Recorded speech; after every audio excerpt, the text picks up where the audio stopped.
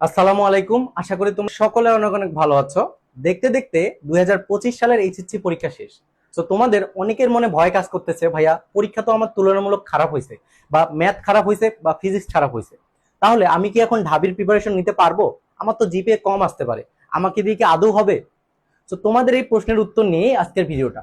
চলো তাহলে শুরু করা যাক। এক নাম্বার যে পয়েন্টটা আমি কথা বলতে চাই সেটা হচ্ছে, দেখো, ঢাকা বিশ্ববিদ্যালয়ের যে ভর্তি পরীক্ষা আছে সেখানে জিপিএ তে যে মার্ক আছে ভাইয়া, জিপিএ এর মার্ক হচ্ছে কিন্তু 20, আর তুমি মেইন এক্সাম যেটা দিবা সেটাতে মার্ক হচ্ছে 100। এখন তুমি বলো 20 গুরুত্বপূর্ণ নাকি 100 গুরুত্বপূর্ণ?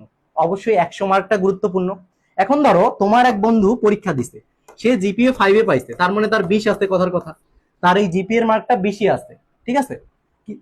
সে ভর্তি পরীক্ষা দিয়ে ধরো 100-র মধ্যে পাইলো 33, তাহলে তার মার্ক কত হইলো? মার্ক হলো হচ্ছে 53। এখন তুমি ধরো তোমার জিপিএ মার্ক খারাপ, তুমি ধরো কথার কথা 17 পাইছো, এখানে 20-এর মধ্যে কত পাইছো? 17 পাইছো কথার কথা।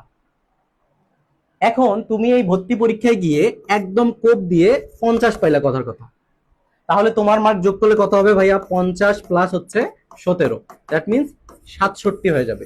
তাহলে তোমার বন্ধু জিপিএ 5 পেয়ে পাইলো 53, তুমি জিপিএ 5 না পেয়ে পাইলো কত? 67।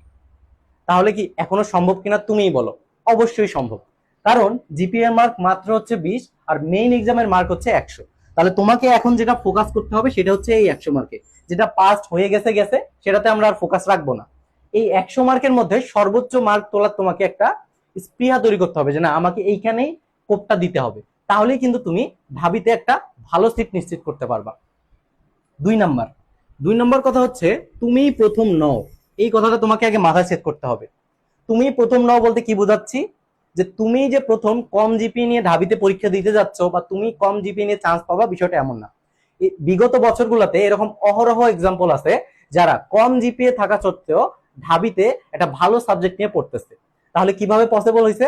পসিবল হয়েছে আফটার এইচএসসি তারা অনেক ভালো পরিশ্রম করছে, অনেক বেশি এফোর্ট দিছে, যার কারণে তারা ভালো মার্ক পাইছে। ওই মার্কটা আসলে ওইভাবে কোনো ইম্প্যাক্ট ফেলেইনি, ঠিক আছে? তিন নাম্বার যে জিনিস, তাহলে কি করতে হবে? অবশ্যই পরিশ্রম করতে হবে। পরিশ্রমটা করতে হবে একদম প্রপার ওয়েতে, একটা গোছানো প্রিপারেশন নিতে হবে। হাবি জাবি জিনিস পড়া যাবে না। যে জিনিসগুলো বাদ দিতে হবে সেটা তোমাকে জানতে হবে, যে জিনিসগুলো পারবা সেটা জানতে হবে, ঠিক আছে? যে জিনিসগুলো পারলে চান্স হবে সেই জিনিসটা তোমাকে জানতে হবে, তাহলে তুমি খুব ইজিলি চান্স পাবা। এবং এটার জন্য তোমাকে অবশ্যই প্রশ্ন ব্যাংক অ্যানালাইসিস করে পড়তে হবে। আমরা কিন্তু 10 টাকায় ঢাবির প্রশ্ন ব্যাংক অ্যানালাইসিসের একটা সুযোগ দিচ্ছি।